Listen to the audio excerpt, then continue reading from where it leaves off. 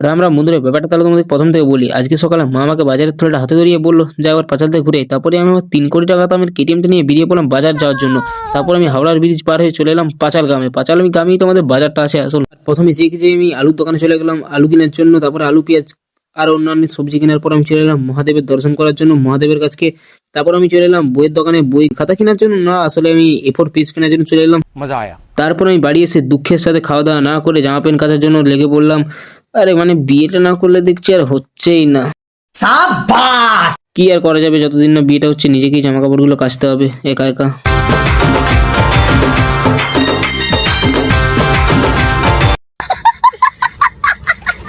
তারপর আমি অনেক খবরাখবর লাগিয়ে পড়ে জানতে পারলাম যে আমাদের গ্রামের ছেলেগুলো মাছ ধরছে। আমি আর কি করব, আমি যে এবার ভাবলাম যে ওদের কাছে একটু মাছের ভাগ বোস করিয়ে দেবো। ওদের মধ্যে থেকে একজন হঠাৎ করে বলে ওঠে, এই কে রে, একে কাদায় ফেলে মার, আমরা কি মাছ খুঁজে পাচ্ছি না। তারপর আমি গভীর ভাবনা চিন্তা করে দেখলাম যে এখান থেকে ভেঙে পড়াটাই আমার বুদ্ধিমানের কাজ হবে। তারপর আমি আমাদের বন্ধুদের কাছে এসে দেখলাম যে একটা বিখ্যাত কুখ্যাত ফোন, যে ফোনটি রামধনুর মতো হয়ে গেছে। তারপর আমি গ্রাউন্ডে এসে দেখেছি কোনো ছেলে আর ফুটবল খেলছে না ঠিকঠাক ভাবে, কারণ এখন শীতকাল পড়ে গেছে।